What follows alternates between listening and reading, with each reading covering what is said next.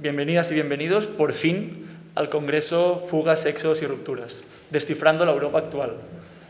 Digo por fin porque el 16, 17 y 18 de abril, hace casi medio año, teníamos previsto celebrar este congreso, aquí, en el Círculo de Bellas Artes, en la Sala Valle Inclán, sin que estuviera claro planeada esta mesa inaugural.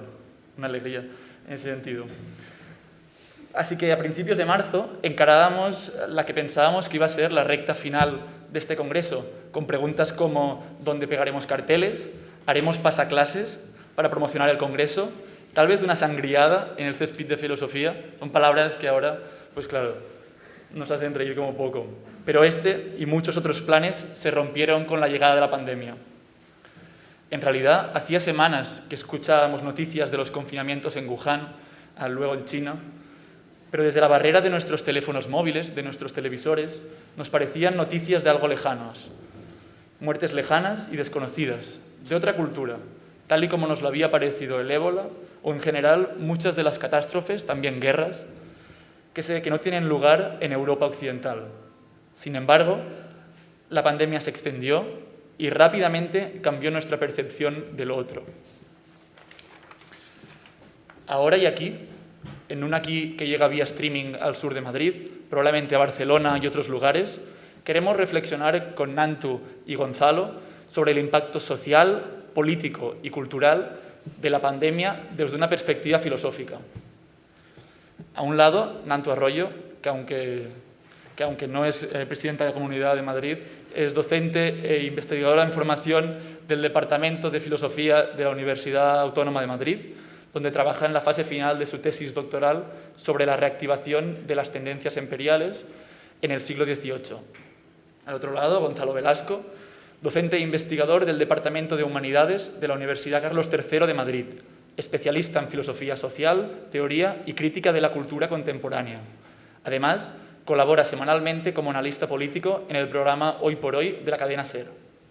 Tanto Nantu como Gonzalo participaron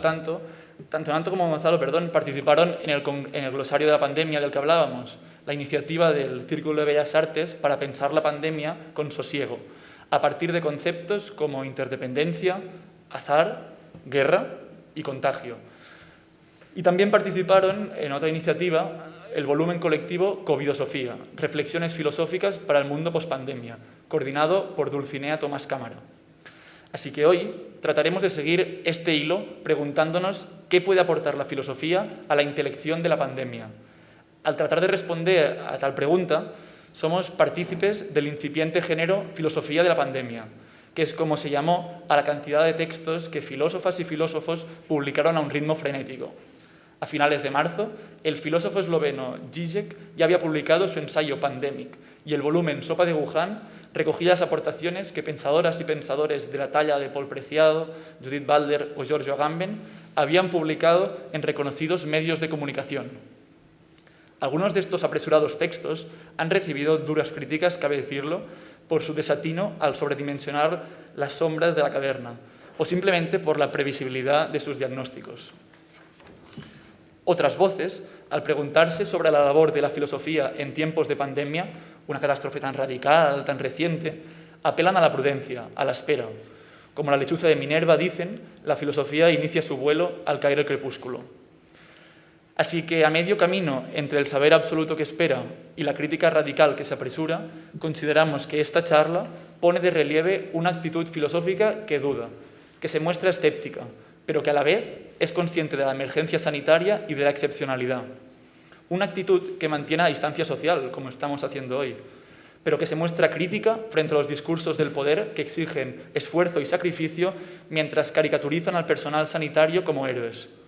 Una actitud que examina críticamente conceptos como guerra, porque, como escribe Nantu, ceci n'est pas une guerre, y conceptos como nueva normalidad, a la vez que entiende este momento excepcional, la suspensión de la vieja normalidad, ahora cito a Gonzalo, como una oportunidad para construir nuevas necesidades, reordenar las jerarquías y cimentar nuevas condiciones para el vínculo social. Se trata, pues, en definitiva, de una actitud filosófica que reflexiona sobre qué estamos siendo, una pregunta que resuena de manera insoportable en tiempos de pandemia, ahora que somos víctimas, actores y espectadores al mismo tiempo. Ahora que, como escribió Diego Garrocho, la actualidad mediática y atencional del mundo sigue casi unívocamente dirigida a un mismo acontecimiento.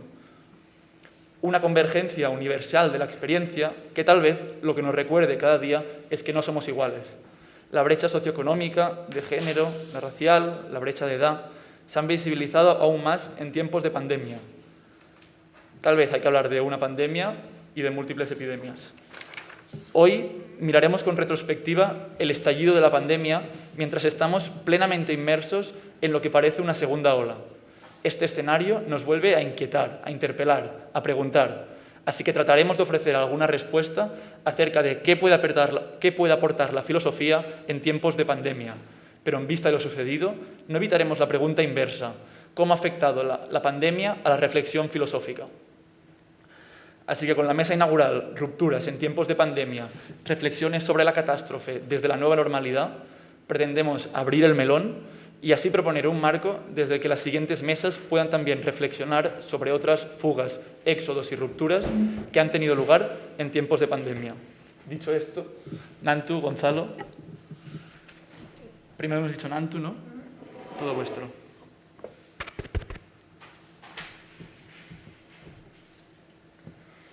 Bueno, pues buenas tardes a todas y a todos. Muchísimas gracias por estar presentes aquí en estas circunstancias tan excepcionales. A las primeras a las que quería agradecer encarecidamente es a las organizadoras del Congreso, a todo el conjunto de los estudiantes de Filosofía, Política y Economía, que han hecho posible contra todo pronóstico y a contracorriente que se realice finalmente este Congreso. Me hace especial ilusión compartir mesa con Gonzalo Velasco, puesto que, como ya ha dicho Valerio, no solamente hablaba desde su perspectiva, somos colegas y hemos sido compañeros, sino que los dos han sido profesores míos en el máster de Filosofía de la Historia de la Universidad Autónoma y, concretamente, Gonzalo ha sido mi tutor del trabajo de fin de máster.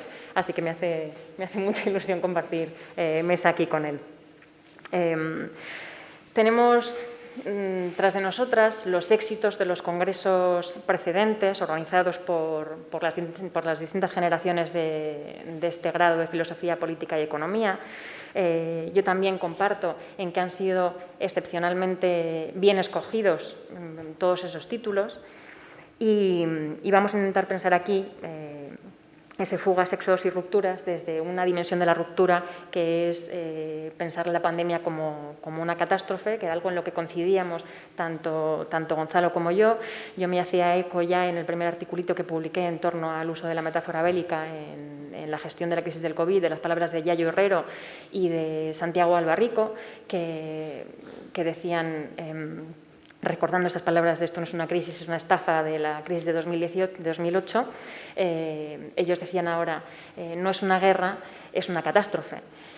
Y es precisamente ese uso de la metáfora bélica el que yo quería revisar y recordar, puesto que guerra ha sido ese concepto que yo exploré en aquel glosario de la pandemia, esa iniciativa también propuesta desde el Círculo de Bellas Artes por Valerio Rocco, en la que se nos propuso realizar una reflexión breve sobre cada uno de los términos que, a modo de conceptos, podrían ayudar a comprender mejor la crisis del COVID.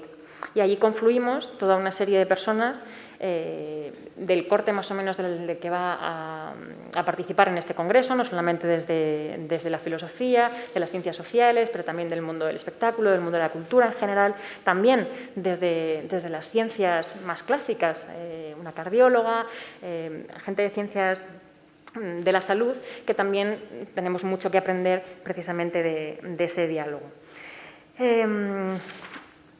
Otra de las preguntas que también nos suscitaba y que luego probablemente en el debate o incluso en las preguntas que conducirá después Gerard, que me invitaba a pensar y repensar precisamente mi propia reflexión sobre el uso de la metáfora bélica, era ver cómo ha evolucionado, ¿no?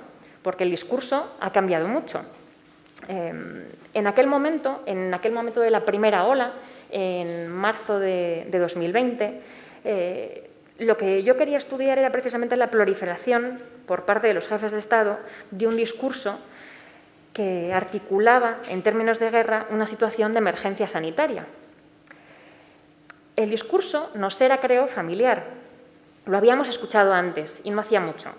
En 2015, por ejemplo, cuando François Hollande declaraba el estado de guerra antiterrorista precisamente ante los atentados de Charlie Hebdo, dirigiéndose directamente al ISIS y poniendo en jaque esta cuestión de la guerra puede ser entre estados o entre otro tipo de formaciones. Quizá también podríamos remontarnos al 11S de 2001 y también a una ley antiterrorista que también puso en suspenso ciertas garantías constitucionales. La diferencia fundamental era que en ese caso quizás sí que había un otro concreto, ¿no? Y también se produjo una especie de racismo concreto, que fue la islamofobia, contra un cierto tipo de población. En este caso, quizá podríamos establecer un paralelismo con otro tipo de racismo que se estableció al inicio y que, de hecho, incluso también se nos culpó, o se culpó a esos filósofos que titularon Sopa de Wuhan, no sé si fue una cuestión del editor, ese título poco acertado y que también, pues eso, llamó a esta especie de virus chino, ¿no? El virus que vino de Oriente, etc. La cuestión es que la diferencia concreta era que en este caso la guerra no se producía contra un otro, sino que se producía contra un virus. Era lo menos concreto que podía ser, ¿no?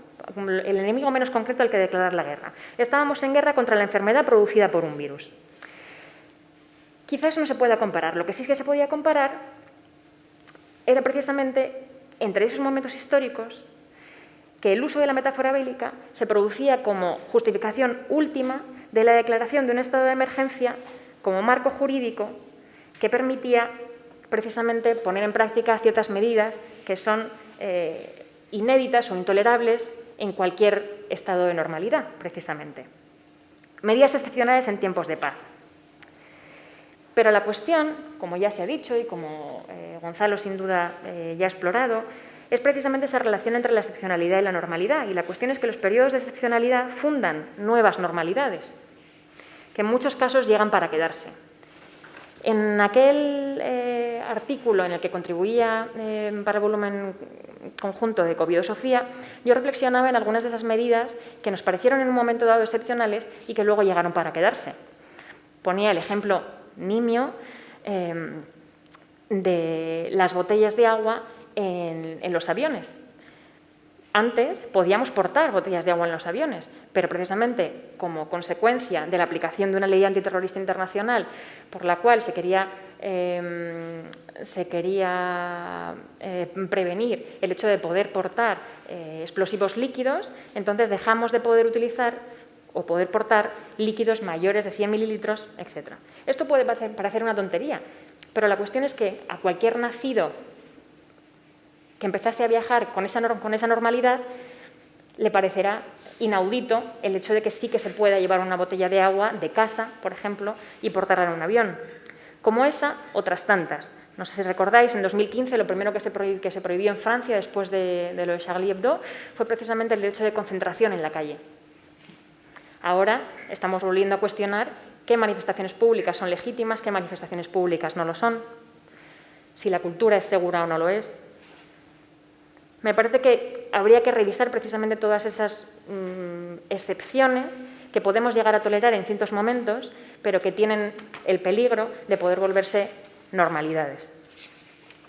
En este sentido, estoy completamente de acuerdo con Marina Garcés, que en un artículo allá por el mes de abril decía que el control social será uno de los ganadores de esta crisis. Y también que lo que nos muestra esta crisis, en la línea de lo que decía Gerard, es que la desigualdad y la violencia social sobre la que se fundan nuestra normalidad. Es sobre la desigualdad y sobre la violencia social sobre la que se funda nuestra normalidad. Es algo a lo que nos hemos visto enfrentados, por ejemplo, en el confinamiento. El confinamiento que ha sido la medida con mayúsculas de esta crisis y que ha tenido consecuencias dispares y muy desiguales para según qué grupos poblacionales, porque, como ya sabemos, no es lo mismo tener una terraza, tener un jardín o compartir un piso de 40 metros cuadrados con tu pareja, habitar solo o que tus condiciones de vida no puedan siquiera llamarse de habitabilidad. Por lo tanto, ¿qué secuelas psicológicas, anímicas, físicas y sociales haya dejado este periodo confinado de nuestras vidas también será muy dispar? En cualquier caso, la gestión de la crisis, Lo que saca a la luz, por decirlo con la investigación Foucaultiana, son las técnicas de gobernabilidad y las formas de control de la población vigentes y por venir. A la orden del día están el perfeccionamiento de las aplicaciones para monitorizar la movilidad social, la aplicación de técnicas de vigilancia y geolocalización con drones. Pero no es cuestión de boicotear el desarrollo tecnológico, es cuestión de qué uso hacemos de esas medidas tecnológicas. Por eso, el diálogo entre las ciencias sociales, las humanidades y las ciencias puras o las matemáticas, las ingenierías, la tecnología en general, ahí está el debate. Está claro que si actualmente la mayoría de nosotros ya cedemos voluntariamente nuestros datos para utilizar según qué aplicaciones, ¿qué no cederemos, qué no ofreceremos para no renunciar a la movilidad social, por ejemplo, ¿no? Cuando el peligro era la guerra, todo estaba justificado. Más o menos lo que venía a decir en aquel artículo sobre el uso de la metáfora bélica era que tenía absolutamente todas las ventajas políticas, pero todas las desventajas sociales. Luego, si queréis, podemos ahondar un poco más en esas desventajas sociales. Pero la cuestión es que por analizar la diferencia entre el discurso, entre esa primera ola del virus y esta segunda ola, se ha visto que efectivamente el discurso de la guerra era un discurso obsoleto. Tenía su función concreta para poder justificar ciertas medidas que ahora se han vuelto normales. Nadie cuestionará ahora el confinamiento. No es necesario que salgan las fuerzas del Estado Mayor vestidas de uniforme para mostrarnos que estamos en situación de guerra contra el virus. Hemos aceptado, precisamente, todas esas medidas que son extremadamente biopolíticas, ya no son de seguridad o términos de guerra, sino que son precisamente poner la vida en el centro, pero ¿a qué precio?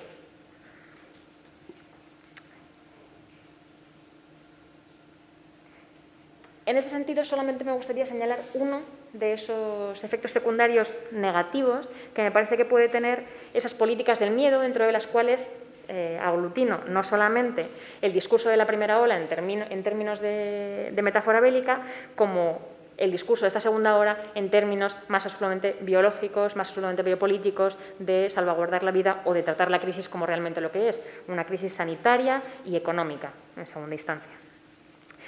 Aglutinándolas como políticas del miedo, lo que me parece que pueden generar y que ya están generando son esas epidemias xenófobas, racistas, en términos virológicos. Ya hemos visto, por ejemplo, esas reacciones de los pueblos respecto de las ciudades, porque los citadinos, digamos, intentaban volver a sus segundas residencias o a pueblos, familiares y amigos, a pasar el confinamiento en mejores condiciones en lugar de en sus pisos de 30 metros cuadrados y, sin embargo, eran expulsados y denunciados por sus vecinos porque no querían que les contagiasen, ¿no? Es otra forma de trasladar el mismo racismo del virus chino que vino de Oriente, un tipo de racismo, de señalamiento, ¿no? Ese señalamiento público que queríamos tener de manera que todos las personas que sí que tuviesen derecho a salir a la calle tuviesen que estar marcadas. Habría cosas que tendríamos que revisar. Ese tipo de medidas que excepcionalmente pueden justificarse en última instancia son del orden, claramente, del nazismo. Es decir, que habría que poner las cosas en su marco y ponerlas en cuestión. Dentro de los discursos alternativos, que era otra de las preguntas que más o menos se nos lanzaba, me parece que precisamente hay muchos diálogos fructíferos entre la biología o la microbiología y la filosofía. Por ejemplo, me gustaría, quizá, no sé si lo he traído hoy para la charla, pero quizá en el debate Gonzalo pueda ahondar en ese paralelo entre la solidaridad orgánica de Durkheim, ¿no?, y la teoría microbiana de Pasteur. Pero más allá, yo pensaba también con otra de las participantes en ese volumen de Covidosofía, que es Laura Llevadot. Ella recordaba el seminario de Derrida sobre la pena de muerte y ahí recordaba que la deconstrucción, una de las cosas que nos recuerda es precisamente que la contaminación es originaria, ¿no? Es decir, si pensamos no la pureza, ya sea de la raza, de la naturaleza, etcétera, si no pensamos a partir de ese tipo de esencialismo, sino que pensamos que la contaminación es precisamente lo originario, estaremos prevenidos ante cierto tipo de racismo vírico o virológico que trate a los demás, que al final siempre estamos hablando del concepto de Adela Cortina de aporofobia, porque el racismo siempre es el racismo contra el pobre, el racismo contra el otro. Creo que precisamente en esa revisión conceptual deberíamos estar precisamente en comunicación con las ciencias de la biología para ver qué podemos, junto con la filosofía, pensar. Precisamente no desde un esencialismo puro, sino precisamente desde la mezcla, desde la contaminación originaria, que nos haga conscientes de que la enfermedad es parte de la vida, de que la globalización no está puesta en cuestión porque es la única realidad que tenemos, que era cuestión de tiempo que ese virus se extendiese y que es cuestión de todos el hecho de cuidarnos y de promover no solo una cultura segura, sino un trabajo seguro, etcétera. Partiendo, desde luego, desde los hospitales, desde el último punto, desde un derecho a una muerte digna, que sería precisamente el derecho más universal de todos. Si garantizásemos el derecho a una muerte digna, no solo de nuestros mayores, sino de nuestros mayores, que somos nosotros, solo desde ahí podríamos ir hacia atrás, asegurando precisamente todos los pasos seguros, no para unos, sino para todos, abogando precisamente por el derecho de los muchos, por el derecho de la mayoría y no por el de unos pocos. Voy a dejar ahí. Muchas gracias.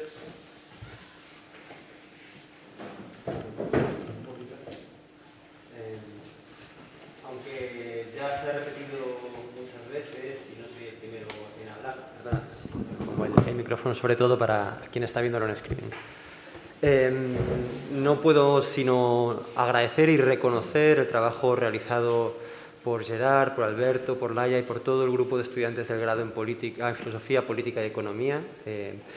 No solo por haberme invitado, lo cual os agradezco mucho, nada más me hace más ilusión que ser invitado por estudiantes, sino por la enorme valía de la apuesta que habéis realizado, ¿no? El valor de un congreso viene precisamente por su apuesta, por la mirada a la que da lugar, por la ocasión que convoca, ¿no?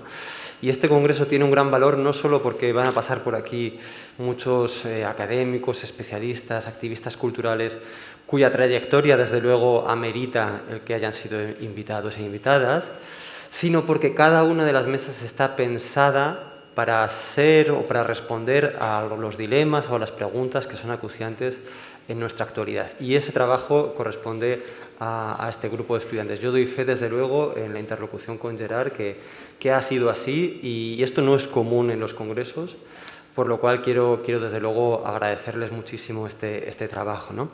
Ya de modo un poco más personal y anecdótico, hace ya más de 10 años, yo y otro grupo de estudiantes de cuarto curso del grado en Filosofía organizamos en esta misma sala un congreso de filosofía joven, del cual también participaba como organizador Valerio Rocco, y no estaba ni la mitad de bien pensado y bien organizado de lo que está así que me enorgullece muchísimo, ¿no?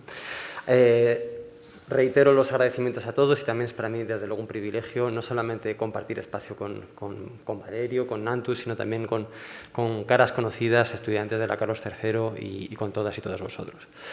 Bueno, empiezo sin más demora advirtiendo que, bueno, quizás espero poder acotar o llevar la reflexión a temas más próximos a nuestro presente en el diálogo y con las preguntas.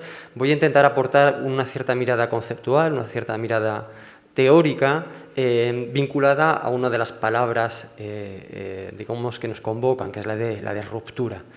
Y esa palabra de ruptura la voy a declinar con al menos otros dos conceptos, que son el de catástrofe, al que también se ha referido Nantu, y el de crisis, sin dejar de hacer mención a otros dos conceptos que me parecen de toda relevancia en esta coyuntura, que son el de confianza y confiabilidad, que como expondré dentro de poco no tienen por qué significar exactamente lo mismo, ¿no? Bueno, lo primero que me vino a la mente también cuando me invitaron a escribir en este volumen colectivo al que aludía Nantu, COVID Filosofía, de título tan desafortunado, por cierto. Pero el volumen es excelente. Lo primero que me vino a la mente fue, bueno, la proliferación de representaciones sobre la catástrofe en nuestra cultura contemporánea, ¿no? Pensad solamente en el cine o pensad en las novelas de algún modo que se llaman, bueno, pues más intergeneracionales, ¿no? Incluso más de corte adolescente, que siguiendo el modelo pues, de 1984 o de Fahrenheit 451, pues crean mundos distópicos o mundos postapocalípticos, ¿no? Por no hablar ya de las variantes de zombies y otras tantas cosas, ¿no? Es decir, hay una verdadera, podemos decir, moda cultural para representar un futuro en el que algo ha pasado, algo ha acontecido, que no suele explicarse demasiado bien, ¿vale? Porque nos sitúa ya en ese futuro, y que son mundos pues, que desmantelan, que se han deconstruido lo que anteriormente había y en el que ya no es posible volver atrás, ¿no?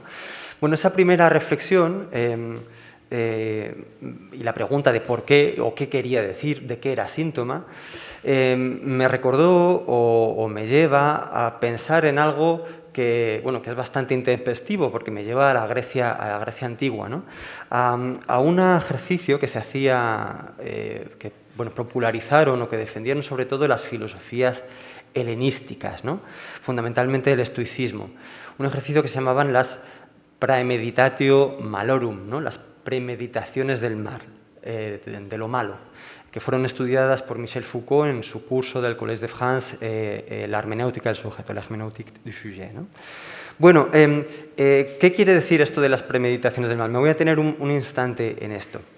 Era un modo por el cual el sabio, el filósofo, obtenía la seguridad y la serenidad, que básicamente querían decir lo mismo. Securitas, en el latino securitas, traducía para los latinos estoicos la ataraxia griega.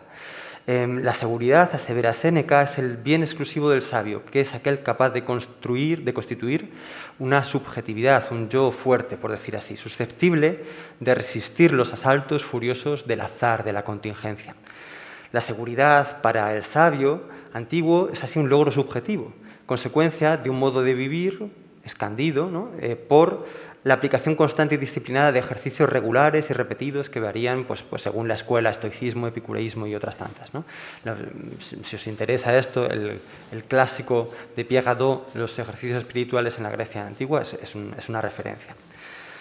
Bueno, el estoicismo quizás es la que plantea un vínculo más interesante entre esta constitución de la seguridad y la representación del mal por venir, porque los ejercicios espirituales estoicos prescribían fundamentalmente una representación preventiva de lo que pudiera sobrevenir, ya fuera en el plano de los acontecimientos, de los accidentes y de los giros catastróficos, o en el de las pasiones y de las acciones.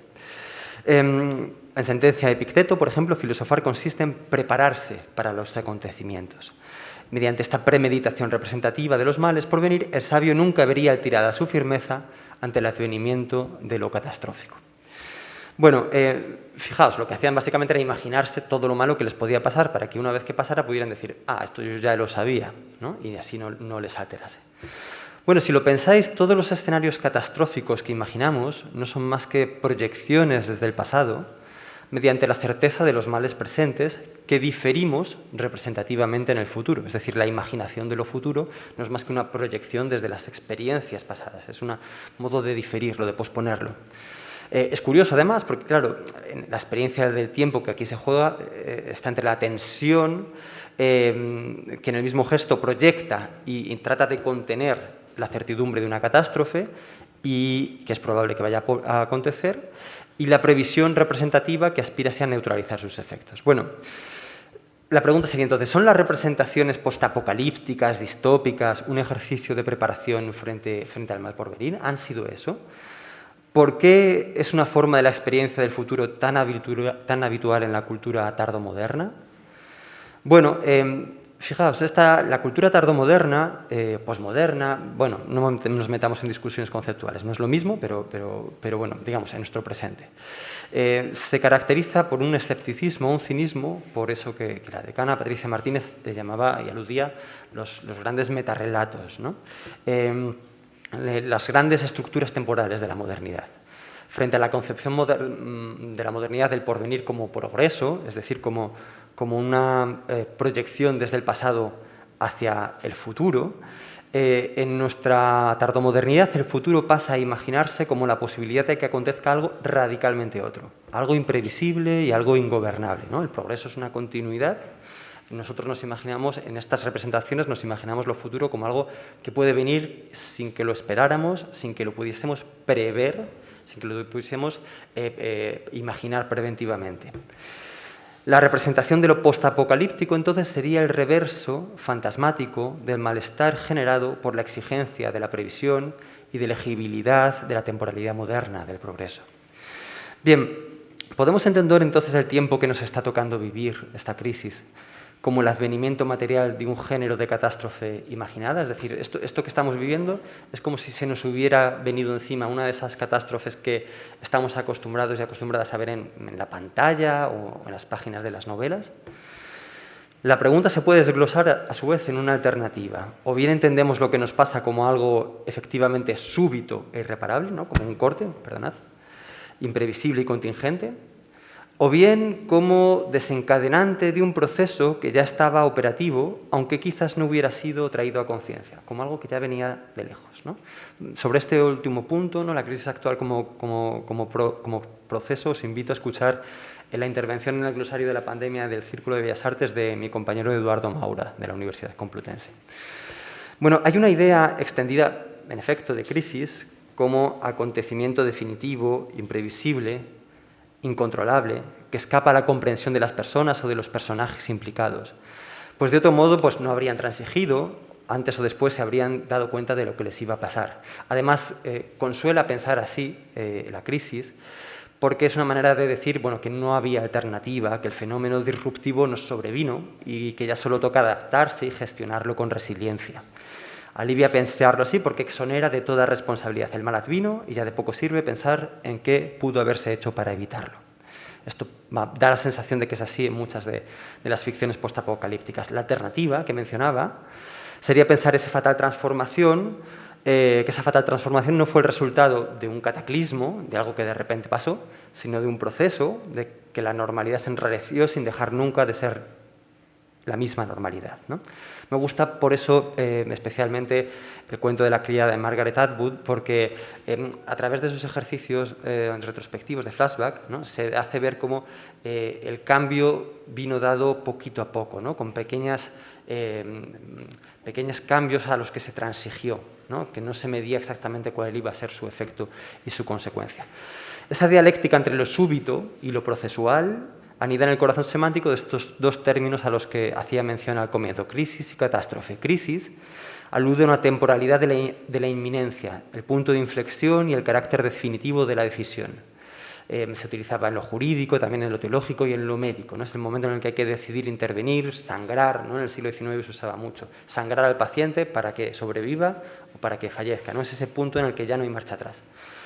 Pero esa instantaneidad, claro, se da tras un tiempo que ha conducido a ese callejón sin salida en el cual ya no queda tiempo, ¿no? Esa sería la definición de crisis. Ha habido un proceso que ahora se decanta y quedará diluido en una nueva situación, pero esto no ha venido sola, esta nueva situación no ha venido sola. Y esto pasa también con la idea de catástrofe, que procede especialmente o que tiene un especial significado en la tragedia griega. En griego significaba algo así como la inversión de los acontecimientos hacia abajo, ¿no? De arriba abajo y a peor. Pero ese momento catastrófico que experimentamos subjetivamente o que era experimentado en la tragedia como una catarsis, ¿no? Como algo que liberaba, no era fruto del mero azar, ni caía en las tramas áticas como un meteorito venido del exterior. La necesidad de la catástrofe se venía gestando en la vida inatendida por el héroe, ¿no? Pensad en Edipo y Yocasta, ¿no? En aquello de lo que no se daba cuenta pero que ya venía de atrás. por lo que la manifestación de su destino se da siempre como conciencia fatal del significado real de las vivencias previas, ¿no? De repente Edipo se da cuenta de qué era lo que verdaderamente estaba pasando previamente, ¿no? No es que algo haya acontecido súbitamente. Bueno, sería a todas luces precipitado describir nuestro presente, bueno, no tanto, ¿no? Viendo que estamos todos aquí como ninjas o como bandidos en la sala, como distópico, un poco sí lo es. Pese a que desde luego es tentador hacerlo, y así lo ha sido para el pensamiento crítico tan ávido de ver confirmadas sus previsiones. No sé si aún es distópico, puede que no, porque la ruptura todavía no impide muchas continuidades. Por más que esta nuevo presente esté modulado por la extrañeza en lo más cotidiano y familiar, que ahora resulta tan inhóspito, ¿no? Para mí esta sala es casi como una segunda casa y he vivido tantas cosas, tantas conferencias aquí, y bueno, y me siento como en casa, pero es un poco raro que estemos así, no lo negamos, ¿no? Por eso me gustaría sugerir que lo que hace peculiar este periodo, una de las cosas, tan difícil de aferrar y de analizar por comparación, es que tiene la consistencia de lo que no se representa en estas ficciones. De ese antes de la catástrofe que rara vez es representado por la ficción, salvo por flashbacks parciales o oportunistas precuelas, ¿no? Habitamos el tiempo del flashback, de la precuela, de lo que normalmente no se rememora en los relatos postapocalípticos, de lo que no es ya lo viejo, pero tampoco es lo nuevo, lo cual torna tan complicada nuestra disposición afectiva ante la situación. Bueno, esto desde luego creo que es una de las particularidades. Otra de las novedades es que esta crisis sabemos que lo es. Y contemplamos su desarrollo a la vez como víctimas y espectadores o espectadoras, siguiendo las noticias minuto a minuto, tratando de poner nombres o de compararlo con otros periodos críticos que mientras fueron vividos aún no tenían la resonancia histórica que acumularon después. Pensad cómo se compara con el crack del 29, cómo en la política española se alude a un plan Marshall europeo, a la necesidad de unos nuevos pactos de la Moncloa, ¿no? Necesitamos compararlo con esos grandes acontecimientos que en el mismo momento pues, la gente que vivió el crack del 29 no decía, vaya, un día más aquí en el crack del 29, ¿no? Pues sencillamente estaban allí en su crisis, sus dificultades. En crisis históricas precedentes, como estas que miento, los sujetos que los vivieron no conocían su alcance. En cambio, y pese a la incertidumbre que era mencionado en la presentación del Congreso, el alcance que va a cobrar la crisis desencadenada por esta pandemia es una de nuestras pocas certezas, ¿no? Sabemos que esto es historia, que se está haciendo historia, y esto es algo raro, único, que permite conjugar la necesidad de los acontecimientos, eso que no podemos evitar, con quizás, y aquí el atisbo de algo de esperanza para nuestra agencia, para nuestra actuación, con la libertad de quienes lo estamos experimentando, ¿no? Efectivamente, los periodos de excepción son espacios de intervención normalmente no conscientes, que por ello son aprovechados muchas veces por las estructuras de poder preexistentes. La protección de los límites se debilita, lo necesario se vuelve contingente y se abre una oportunidad para la redefinición de nuestras estructuras sociales, ¿no? ¿Podemos decir que esto está pasando en nuestro presente? En cierto modo, quiero pensar que sí. Somos a la vez víctimas, actores y espectadores al mismo tiempo, ¿no? No solo somos espectadores y víctimas, también podemos ser actores y actrices de este tiempo. Bien, como digo, los periodos de excepción han sido grandes motores de la historia y lo que resulta imposible en tiempos de normalidad se vuelve posible por un tiempo acotado y justificado. Bueno, nuestra labor sería entonces identificar en la suspensión de la vieja normalidad una oportunidad para construir nuevas necesidades, me citaba Gerard antes, reordenar las jerarquías y cimentar nuevas condiciones del vínculo social. Ese ethos activo, esa actitud activa ante la catástrofe que normalmente prescribe pasividad, ¿no? ¿Qué le vamos a hacer? Esto nos ha pasado. Permitiría aprovechar la ocasión de este raro futuro pasado, vamos a llamarlo así, en el que todavía estamos a tiempo de intervenir. Bueno, quiero cerrar hablando de otros dos conceptos que me parecen importantes, que son el de confianza y confiabilidad y cómo esto viene asociado, ¿no? A lo que vengo a decir. Fijaos, la confianza, en esto me baso, por cierto, en los trabajos de mi compañero, amigo y maestro Fernando Broncano, que estará por aquí, si no me equivoco, en unos días o intervendrá, ¿verdad? La confianza es una emoción atípica en lo que se refiere a su fenomenología y a su dinámica. ¿Por qué? Porque las emociones más conocidas son estados afectivos que digamos que tienen un patrón, tienen un pico, ¿no? Por ejemplo, el entusiasmo o la indignación no pueden durar en el tiempo, ¿no? Que esta es una de las trampas de las revoluciones políticas, que funcionan un poco como el amor, ¿no? Uno no puede vivir eternamente como el primer día en el que se enamoró, del mismo modo que la revolución no puede llevar al entusiasmo como el primer día, ¿no? No quiero poner ejemplos un tanto dramáticos de nuestro pasado reciente en la política, pero bueno, podéis entender a lo que me refiero, ¿no? Después decaen, ¿verdad? Con la confianza, igual que con otras emociones como por ejemplo la amistad, ocurre algo un tanto distinto. Son emociones que tienen un recorrido largo, que incluso forjan el carácter, y que, digamos, surgen cuando es necesario para mantener un cierto estado de cosas, ¿no? Para corregir una determinada situación. Es decir, por ejemplo, estamos volando en un avión y hay turbulencias y de repente nos entra el miedo, pero confiamos en la ingeniería, en la ciencia, en todo aquello que sabemos que sostiene el avión en el aire pese a nuestro miedo irracional, ¿no? Confiamos siempre en la ingeniería, pero surge en ese momento la confianza para apaciguarla, ¿no? Pero la confianza está siempre ahí. Bueno, autores distintos como Harding, Bernard Williams han distinguido entre confianza y confiabilidad, ¿no? Esto lo explica el profesor Broncano mucho mejor que yo.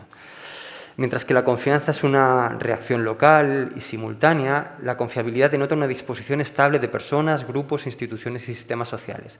Podríamos decir que la confiabilidad es una virtud que se manifiesta en ser ocasionales receptores de confianza por parte de aquellos que las poseen. O sea, digamos que la confiabilidad es algo impersonal, algo que pertenece a las estructuras, a las instituciones y que no requiere el reconocimiento de la confianza constante. Bueno, creo que es una buena distinción porque explica además la ansiedad que, por ejemplo, se manifiestan en las crisis, que manifiestan instituciones privadas o estatales cuando se pone en cuestión la confianza en ellas, ¿no? Cuando se producen las grandes crisis, como la de 2008, la económica, las instituciones económicas, bancos y firmas financieras, así como las instituciones estatales nacionales e internacionales, sufren un más que explicable desgaste de la confianza ciudadana. En realidad ese desgaste se produce no en la confianza, sino en la confiabilidad. Bueno, aunque parecen reversos de la misma moneda, la confianza y la confiabilidad pueden darse simultáneamente o por separado. Puede ocurrir que instituciones o agentes colectivos sufran una crisis de confiabilidad, pero que ello no desencadene una crisis de confianza de manera inmediata. Por ejemplo, creo que esto ocurría, sé que estoy ya en el límite de tiempo, más o menos en la legislatura de las últimas de Mariano Rajoy, perdonad, creo que eran momentos de crisis de la confiabilidad generalizada que en cambio no generaron una crisis de confianza como la que había ocurrido en la ciudadanía pues, en periodos anteriores, ¿no? En 2011 con el 15M. No se daba esa manifestación popular de desconfianza, de crisis de la confianza. Esto es como cuando uno va a la casa del pueblo, una casa que tiene ya grietas, que es muy vieja y que sabe con certeza que en algún momento se va a caer, pero como no se cae, pues sigues yendo allí, ¿no? Sabes que hay una crisis de la confiabilidad de la casa, pero sigues teniendo confianza en que no se va a caer, o por lo menos no tienes desconfianza, ¿no? Bueno, del mismo modo puede haber crisis objetivas que no desencadenan crisis subjetivas y a la inversa. Esta distinción tiene su origen filosófico, voy a intentar ser breve, en la distinción en la tradición hegeliano-marxista entre alienación objetiva y alienación subjetiva. Digamos que uno puede sentir una alienación subjetiva, que está explotado, que está alienado en su autonomía, que no se corresponda después con un estado alienante de las cosas, y al revés puede haber una alienación estructural que no se manifieste en una alienación subjetiva. Para Marx, por ejemplo, se daban las dos casi siempre a la vez, ¿no? Porque la economía y la base estructural de la sociedad explotaba a los seres humanos, los trabajadores tenían un sentimiento, una experiencia de alienación. Para Hegel, en cambio, las instituciones de su tiempo, la familia, el derecho y la sociedad civil permitían perfectamente un desarrollo de la individualidad, perfectamente. Pero, sin embargo, había una sensación de alienación subjetiva, ¿no? Se producía esa separación. En el mundo contemporáneo, en nuestro presente, ¿cuál sería la combinación? Pues sentimos, claramente condiciones para una alienación objetiva, pero en cambio no la sentimos subjetivamente. Nos prestamos a ciertas modalidades de explotación, de precariedad, y sin embargo la sentimos como más o menos lo normal, ¿no? Es decir, la estructura es objetiva, es alienante, es crítica y, sin embargo, nosotros no la experimentamos de ese modo, ¿no? Bueno, ¿a dónde quiero llegar con esto? Podemos preguntarnos si la actual es una crisis de confianza o de confiabilidad.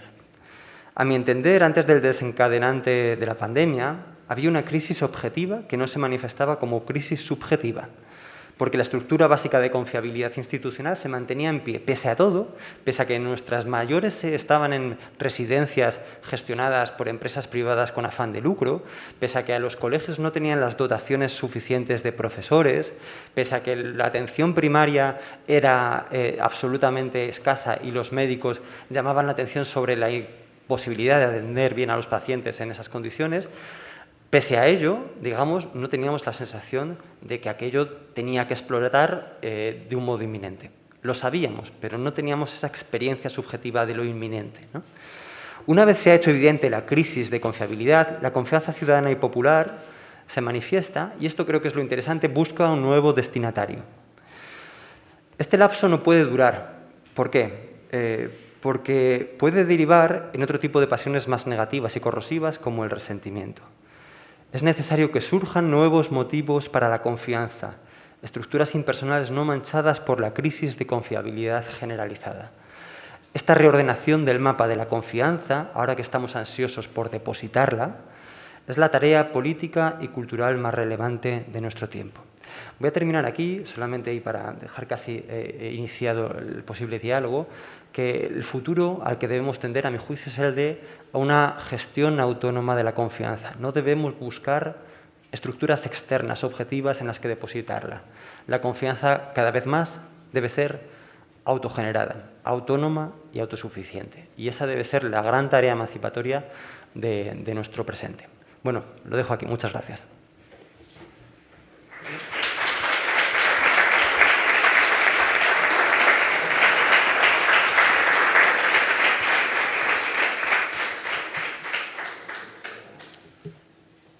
Muchas gracias, Nanto. Muchas gracias, Gonzalo.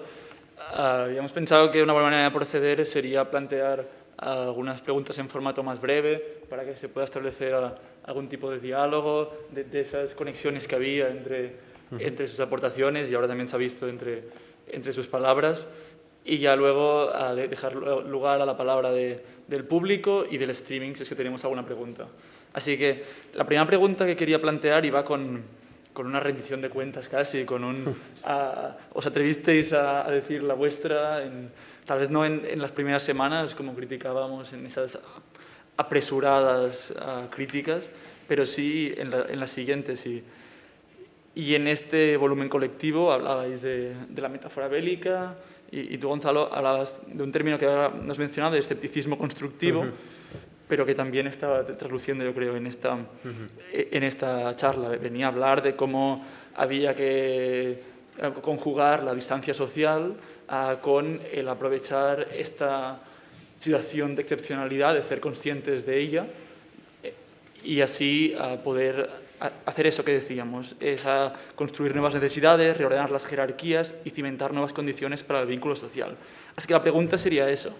¿Qué valoración hacéis de vuestras aportaciones? Gonzalo, por ejemplo, en ese escrito hablabas de cómo, habiéndose roto lo presencial, había ciertas voces que abogaban por la universidad telemática, ya como el futuro. Se veía esta crisis con un futuro de universidad telemática y tú, evidentemente, para que estemos tranquilos, pues lo criticabas. También hablabas del modelo de ciudad de 15 minutos como algo más positivo y también del teletrabajo.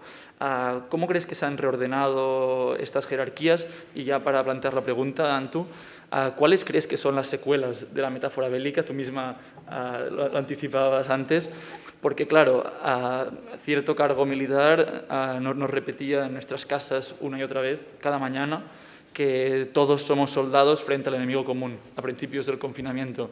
Ahora, en las declaraciones de hace unos pocos días, se nos dijo que los ciudadanos íbamos a poder elegir qué ser, si virus o vacuna. ¿Cómo vemos que ha cambiado el discurso? Os iba a preguntar entonces, sí, ¿en qué ámbitos ves que se han reordenado las Sí. jerarquías? Y Nantu, así más concretamente, Sí. ¿cómo ha cambiado el discurso de la metáfora bélica? Bueno, pues si quieres empiezo yo ya que he cogido carrerilla, por decir así, ¿no? Bueno, yo creo que todavía esas jerarquías, esas posibilidades no se han reordenado. Creo que la confianza aún no se gestiona, por eso enlazaba, ¿no? Concluía mi exposición con esta idea. La confianza todavía no se gestiona de modo autónomo porque todavía se deposita en las viejas estructuras y esto es algo además inevitable. Tenemos casi el deber de confiar, pese a que muchas de las instituciones, de los organismos, de los sujetos colectivos se demuestran no confiables. Su confiabilidad está minada, ¿no? Pensemos, por ejemplo, en todas las familias, padres y madres que llevan a sus niños y niñas al colegio con la certeza de que no se han tomado las medidas necesarias y que esto supone un riesgo, pues, no para los niños quizás, pero sí, desde luego, para toda la sociedad y para las familias en particular, ¿no? Deben confiar, pese a que la confiabilidad de la institución no lo acredite. Bueno, ponía este ejemplo porque quizás cabe la posibilidad de que en estas circunstancias deba generarse cada vez una autogestión de la confianza, es decir, debe ser las propias familias en estas circunstancias las que acaben dando una respuesta y acaben demandando y acaben formulando y acaben proponiendo cuáles deben ser los caminos a seguir. Pongo este ejemplo, ¿no? Que esto no suponga poner toda la responsabilidad de parte de la ciudadanía, esto no es lo que quiero decir, pero me pareció un ejemplo, por decir así, bueno, significativo. Respecto a los ejemplos a los que aludía en ese capítulo y que tú rescatabas, bueno, desde luego obedecían un poco también al debate del momento. Lo de la universidad creo que nos enfada a todos y todos nos hemos enfadado por ciertas declaraciones de nuestro ministro. En la medida en que, bueno, precisamente las entendemos como parte de un proceso, ¿no? Cuando se aboga por la universidad telemática y se dice que ya llegamos tarde y se dice que en realidad lo que hacíamos antes no era necesario, en realidad se está dando carta de libertad a un discurso que tiene una procedencia muy clara, que trata de minar el papel que tiene la universidad como sujeto autónomo, como modo de generación de espacios y de tiempos como este en el que estamos ahora, que no son eminentemente productivos ni que preparan para el mercado laboral, que son otra cosa diferente y que son el núcleo de lo que nosotros queremos defender como esencial en nuestra cultura y en nuestra civilización, ¿no? Entonces, tenemos que defendernos contra eso y, si acaso, tenemos que entender qué posibilidades nuevas, qué posibilidades emancipatorias, qué otras vías nos permite este tiempo, ¿no? Tomar en ese sentido las riendas y, por eso decía, no ver esta crisis solamente como víctimas y espectadores, sino también como actores y actrices de la misma. La ciudad es un cierto ejemplo, ¿no? Y el teletrabajo, aunque esto es conflictivo, porque el teletrabajo puede suponer, desde luego, una mayor explotación del trabajador, de la trabajadora, pero hay posibilidades emancipatorias en el teletrabajo en la medida en que permitan una mayor conciliación, permitan una comprensión diferente del territorio, de tal manera que no haya una dependencia de los grandes núcleos urbanos encarecidos y se puedan reprobar otras zonas. Es decir, hay posibilidades de autonomía nuevas, ¿no? Pero bueno, yo me quedo con esta idea. Todavía estamos en ese momento en el que debemos confiar en lo viejo, pero debemos también pensar cómo, hacia qué debemos dirigir nuestra confianza, ¿no? Y también para que no aparezca ningún mesías al que de repente todos necesitemos confiar, ¿vale? Bueno, pues para actualizar el diagnóstico que hacía entonces, respondería también que era un diagnóstico del momento y por eso hay una distinción entre un discurso de la primera ola y un discurso de la segunda ola o de los segundos brotes. En la primera ola, en marzo, cuando se declara el estado de alarma, lo que hay que hacer plausible y tolerable es lo inaudito en tiempos de paz, las medidas precisamente excepcionales, entre ellas la medida con mayúsculas que sería el confinamiento. La segunda ola, por un lado, ya nos hemos acostumbrado, desgraciadamente, a esta nueva realidad como posible, es decir, ya lo hemos vivido una vez, es posible volverlo a vivir. Antes el miedo se nos tenía que meter en el cuerpo precisamente abogando a ese lenguaje bélico. Ahora lo tenemos ya prácticamente inoculado, porque planea sobre todos nosotros, es cuestión de tiempo. Ahora es por zonas, no se sabe a quiénes les van a volver a tocar, pero entra dentro de un mismo tipo de políticas del miedo. No es que esté obsoleta, la metáfora bélica es que solamente se reactiva en momentos críticos donde la soberanía se pone en cuestión y donde precisamente los Estados tienen que reivindicar su papel de Estado y su papel de líder fuerte. Una vez que ya hemos tolerado precisamente esas medidas excepcionales, ahora aparece la normalización de la situación, que es una crisis sanitaria en primer lugar y económica en segundo lugar, y el lenguaje se acopla precisamente mucho más a esa realidad, aunque obviamente sigue habiendo disyuntivas tramposas como qué queremos ser, si virus o vacuna. Pues muchas gracias. Yo creo que da tiempo, si os parece, a otra pregunta de este tipo, más de respuesta breve, y procedemos. Claro, me llamaba mucho la atención, podríamos hablar del movimiento negacionista y cómo afecta eso a la filosofía, pero queda para otros debates. Claro, esta convergencia universal de la experiencia era algo sobre lo que me gustaría escucharos hablar. En relación con la etimología del término pandemia, es decir, un acontecimiento que afecta al pueblo entero, pandemos, se ha hablado de la convergencia universal de la experiencia, como decía, pero ¿en qué ha convergido? ¿En la amenaza de muerte de la gente mayor? ¿En la fragilidad humana? ¿Es un verdadero estímulo para el cosmopolitismo, como algunos filósofos y filósofas abogan?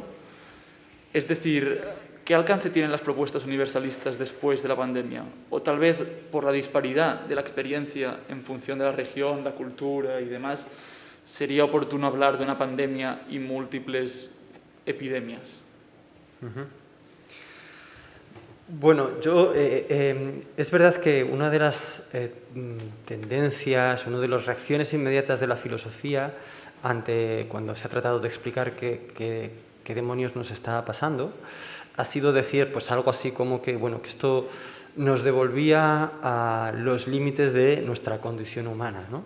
Que frente a una cierta hibris de nuestra tardomodernidad, por la cual se nos proponía sentirnos omnipotentes, siempre felices, capaces de todo, pues esto nos hacía de nuevo recabar en nuestra vulnerabilidad y en nuestra finitud. Bueno, esto es así, no hace falta que venga una pandemia, todos los días del año, cada vez que nos levantamos, hay que recordar esto, ¿no? Somos vulnerables y somos finitos. Por lo tanto, yo no estoy del todo de acuerdo con que esto sea lo que haya que subrayar. Yo no estoy seguro de que esto nos iguale como condición humana, ¿no? Desde luego, el virus en su invasión de los cuerpos tiene un componente azaroso, tiene un componente contingente, ¿no? La enfermedad, lo patológico en cuanto tal lo tiene. Pero en sus efectos sociales, culturales, políticos, en el modo en que puede ser vivido la invasión del virus en un cuerpo, es decir, la enfermedad, creo que el virus es perfectamente, lo que hace es reafirmar, rotular las divisiones y las identidades preexistentes. Nantu ha aludido esto también en su exposición, ¿no? Como a un nivel biosanitario, el virus es universal. A un nivel vital, social, cultural, es totalmente interseccional, ¿no? Quizás lo que haya que hacer es pensar verdaderamente qué diferencias son las que está sacando a la luz, ¿no? No es lo mismo, casi cito a Nantu, ¿no? Para hacer el virus, si tienes una casa u otra, si eres madre o no lo eres, si tienes mayores a tu cargo, no los tienes, si tienes posibilidades económicas o las dejas de tener, ¿no? Si vives en un país o vives en otro. Desde luego esto es totalmente, si tienes un trabajo que te obliga a la presencialidad o puedes teletrabajar, esto es totalmente diferente, ¿no? De tal manera que la nueva universal que puede convocar el virus, bueno, desde luego debemos trabajar en ella, pero no va por el mero hecho de que nos haya devuelto a nuestra condición humana, ¿no? En ese sentido, yo soy un tanto crítico con esos posibles discursos, ¿no?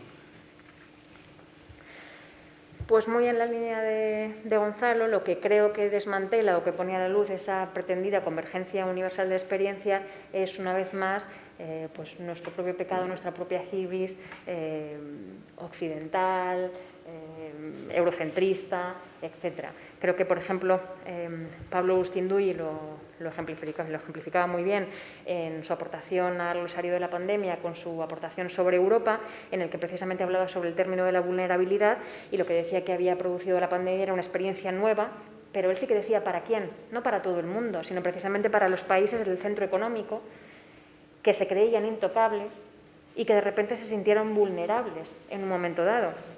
Y no solamente vulnerables, sino que fueron conscientes de que dependemos de las grandes cadenas de producción para producir nuestros bienes y servicios. No somos autónomos, no teníamos la capacidad de producir las mascarillas a la velocidad que se necesitaban, no teníamos esos recursos, siendo precisamente España, Europa, cualquier país europeo, Alemania, etc. Entonces, creo que precisamente esa pretendida convergencia es que de repente, por fin, nos pusimos en los zapatos del otro. Pero vamos, eso también tiene una fecha de caducidad, y en el momento en que volvemos precisamente a esa diferencia o a ese sálvese quien pueda, pues volvemos a mirar para otro lado.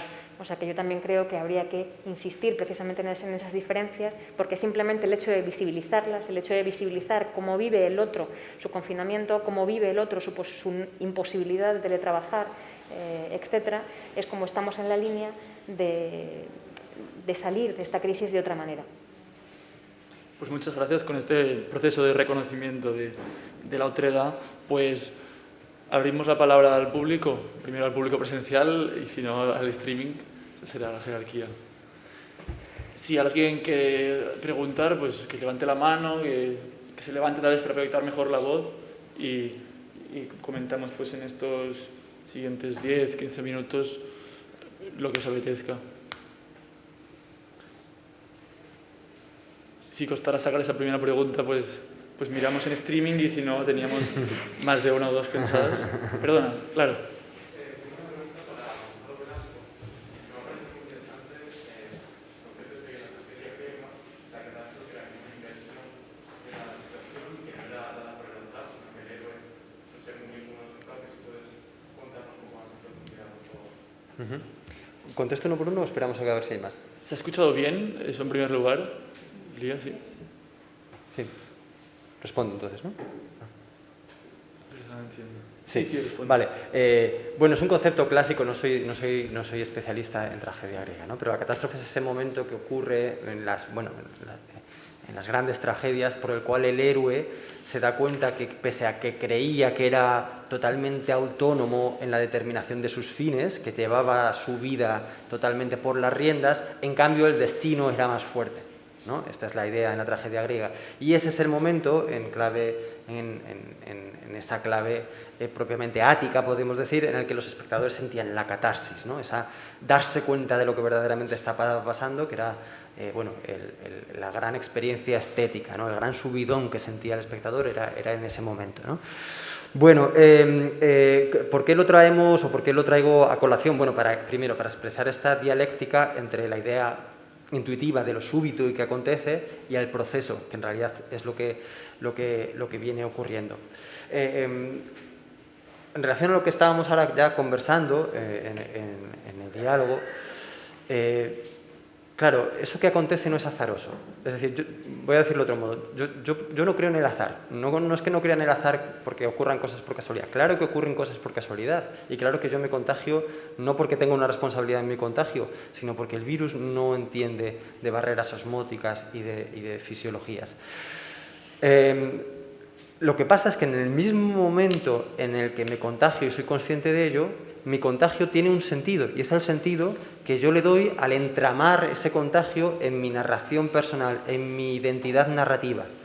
¿vale? En mi mismidad, diría Paul Ricoeur, ¿no? Y del mismo modo, esa mismidad está condicionada en otras tramas que son sociales, que son compartidas y que pueden tener un sesgo o de clase, o de género, o de raza, o de otro tipo, o de muchas a la vez, ¿no? Por eso jugaba con esta metáfora de la interseccionalidad, ¿no? De tal manera que la idea de que lo que nos pasa colectivamente ha sido algo que nos ha sobrevenido, desde luego el detonante lo es, ¿no? Que cómo vamos a culparnos del virus. Pero la vivencia efectiva de lo que estamos padeciendo ahora, la creamos, el relato que creamos todos los días cuando pensamos cómo va la cosa, cómo van los contagios, cuando leemos las protestas que van a venir de los médicos, cuando pensamos en nuestros allegados y nosotros mismos en nuestro ámbito laboral, esa experiencia, ese relato que construimos es un relato que viene de todo lo pasado, ¿no? Y que no podemos decir, bueno, es que ha sido el azar, me voy a enfrentar al azar directamente, a la contingencia y ya está, ¿no?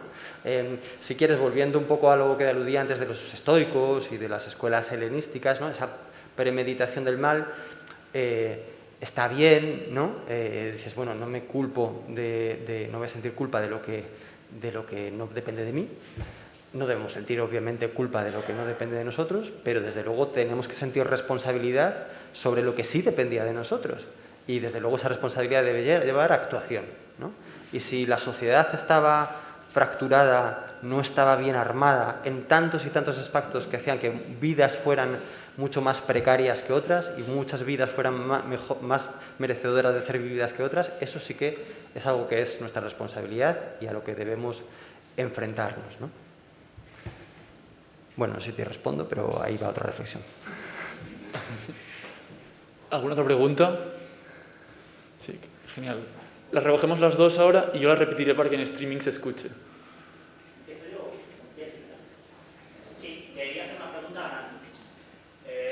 Principalmente quería saber cuáles son, digamos, las consecuencias positivas y negativas de la metáfora bélica, sobre todo en estos momentos de pandemia, donde no se puede situar, sí se puede situar al virus como enemigo, pero no se lo puede situar en ciertas personas. O sea, quiero decir, por ejemplo, ha habido momentos en los que los sanitarios han llegado a ser señalados como enemigos en los pisos de apartamentos, por ejemplo, donde está una comunidad de vecinos, se les ha llegado a visitar a abandonar esa comunidad o se les ha llegado a cometer actos vandálicos. Entonces, mi reflexión sobre este tema es si la metáfora de lo bélico, de la política, no tiene alguna connotación negativa o realmente si llega a ser valiosa. Repito. Vale, intentamos repetir la pregunta para que se escuche en streaming. Nos preguntaba, ya me corregirás, que cuáles son las implicaciones sociales y políticas, ¿no? Nanturo lo llama así, del uso de la metáfora bélica, teniendo en cuenta pues, los episodios con los sanitarios a los que se invitaba a irse, pues, en el primer momento en el que se usó y ahora también en el presente, ¿no? Y recogemos otra...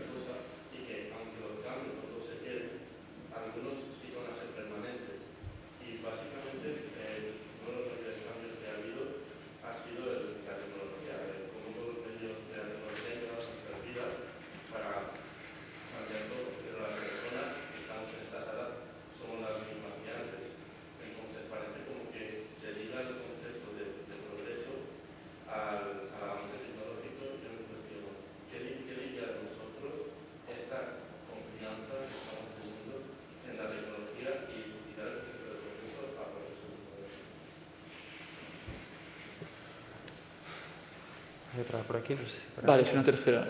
Yo esta no sería capaz de repetirla, porque la primera parte no la he escuchado bien, ¿eh? No porque sea larga. Pero... Sobre la síntesis, si quieres, sobre la confianza en los procesos tecnológicos y cómo se relaciona esto, pues con todo, esto viene de antes también, ¿no? Y cómo nosotros estamos aquí, somos los mismos y también tenemos nuestras mismas expectativas y aspiraciones, pero ahora dependemos de esa confianza, ¿no? Vale, y cogemos la tercera, que probablemente sea la última por tiempo. Sí, me pareció muy interesante lo que has dicho de la responsabilidad y sobre la autoestima y la confiabilidad, y quería preguntarte un poco más personalmente tu opinión en cuanto a si crees que un poco la supervisación de la ciudadanía, las instituciones democráticas que se supone que tienen que ser perfectamente, no sé, todo orgánico, una cosa que funciona perfectamente, podría ser positivo para su mejor funcionamiento. Sí, y con esta será la última pregunta. Por tema de tiempo tenemos que luego dejar la sala. Así que estas 3 preguntas y nada, y nos vamos. Sí, ¿alguien tenía? No, luego me miraba. Bueno, pues si quieres, como yo voy a ser Sí. muy breve, así te da un poco más de tiempo para la reflexión. Contestando a la primera pregunta, que no te veía, perdóname. Me parece curioso que hayas pensado en las implicaciones precisamente de metáfora bélica, pensando en ese ejemplo concretamente del señalamiento negativo como precisamente centros de contagio, puesto que estaban sobreexpuestos a la enfermedad de los sanitarios, puesto que ahí se ve precisamente en el papel de los sanitarios la ambivalencia precisamente que puede producir ese discurso bélico. Porque normalmente cuando se apela al discurso bélico se señalaba precisamente a los sanitarios como los héroes. Todo lo contrario, ¿no? Es decir, como aquellos que precisamente tenían que, a pesar de no estar bien pagados, a pesar de no estar bien protegidos, pero dependíamos de ellos precisamente para que de forma heroica, a lo que ellos generalmente siempre se quitaban ese San Benito de encima y lo que decían, no, nosotros no queremos ser héroes, nosotros no queremos exponer ni poner en riesgo nuestras propias vidas, nosotros también tenemos familias y también tenemos aprecio por nuestra propia vida. Nosotros lo que queremos es unas condiciones de trabajo dignas y unos EPIs adecuados para no sobreexponernos precisamente a la enfermedad, ¿no? Entonces, por un lado, incluso se llegó a hacer precisamente ese uso demagógico de las nuevas profesiones, de preguntando a los niños en la televisión qué querían ser de mayores, y de repente ahora el nuevo héroe precisamente ya no era de Marvel, sino que eran precisamente los médicos, mi mamá que es enfermera, mi papá que es médico, etcétera, ¿no? Y sin embargo, de repente, en los bloques se empezó precisamente a tener esos brotes de racismo o xenofobia vírica, aquellos que estaban más expuestos porque sus trabajos eran esenciales, es decir, porque ellos no estaban confinados como ellos, que quizá eran los privilegiados, que podían teletrabajar y estaban todo el día en casa, sin embargo sí que escuchaban la puerta de su vecino, que era la que se abría constantemente porque trabajaba en un supermercado, porque trabajaba en un hospital y entonces les podía contagiar, ¿no? Entonces, ya había dicho que precisamente el efecto secundario más negativo que me parece que puede producir el uso de la metáfora bélica en todas sus consecuencias, y que es el único que perduraría hoy en día, es precisamente ese señalamiento de ese racismo vírico, de esa xenofobia virológica. Bueno, muchísimas gracias por las excelentes preguntas. Voy a intentar ser breve también para dejar ese espacio necesario para la limpieza de la sala, etc. Bien, la confianza y la confiabilidad en la tecnología. Como personalmente, además, estoy en ese proceso, tengo muchas dudas, ¿no? Y no tengo una respuesta clara. Lo primero que hay que decir es que, bueno, como en todo, pero hay que tener una cierta distancia crítica, una cierta actitud de no dejar pasar, de no dejar consentir, ¿no? Es muy fácil consentir cosas con las que después podremos estar en desacuerdo cuando le damos una pensada, ¿no? Cuando nos paramos a reflexionar en ellas. En el caso de la tecnología ocurre que, bueno, encontramos que facilita cosas, encontramos que es buen sustituto o que incluso permite hacer cosas que antes teníamos a la mano y no hacíamos, ¿no? Pues antes a lo mejor nos movíamos para buscar financiación en la universidad para que viniese un ponente del otro lado del mundo, y ahora a lo mejor decimos, bueno, pues que intervenga en streaming, tampoco pasa nada, y esto no es del todo malo. O sea que desde luego tiene sus ventajas, pero hay determinados cambios que no son sustituciones equivalentes. Pongo un ejemplo. En la neolengua, hay que vigilar mucho las neolenguas, ¿no? Ya sabes, esto es un concepto de Orwell. En la neolengua académica se habla mucho ahora de interactividad, ¿no? Bueno, la interactividad no es el diálogo, por ejemplo. Esto está claro, ¿no?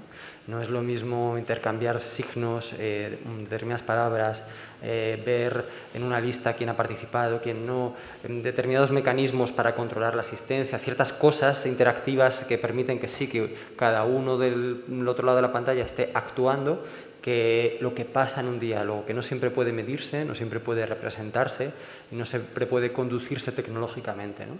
Bueno, no dejemos pasar estas sustituciones que no son absolutamente sin coste, ¿vale? Esa sería la primera idea. La segunda, un poquito más abstracta, un poquito más difícil, es que estas nuevas tecnologías suponen concesiones a un nuevo orden mundial que ya estaba operante, pero que ahora ya lo estará de una manera, no sé, ¿se está solapando algo? De un modo más acuciante. Me estoy refiriendo a que el orden mundial está estructurado. Nosotros todavía dependemos de una representación totalmente del siglo XX del orden mundial, países, naciones y la orden internacional. Pero la localización de las grandes empresas internacionales, el negocio de los datos, del mismo modo que el de las finanzas, es algo que es muy difícil de representar. Es muy difícil hacer una cartografía de esto. No sabemos localizarlo, del mismo modo que no podemos imputar responsabilidades por ello. Al conceder que la tecnología sea la mediación universal, estamos cediendo el paso a algo que no conocemos, que es a esa nueva estructura, esa nueva red, a ese nuevo tipo de economía, ¿no? Y bueno, en las universidades funcionamos con Google, también ahora en los colegios. Bueno, pues esto es una concesión, y eso que hay, bueno, en cláusulas para la privacidad y no sé qué, pero cuidado, ¿no? Sabemos un poco a dónde van a ir nuestros datos, la información, etcétera, etcétera.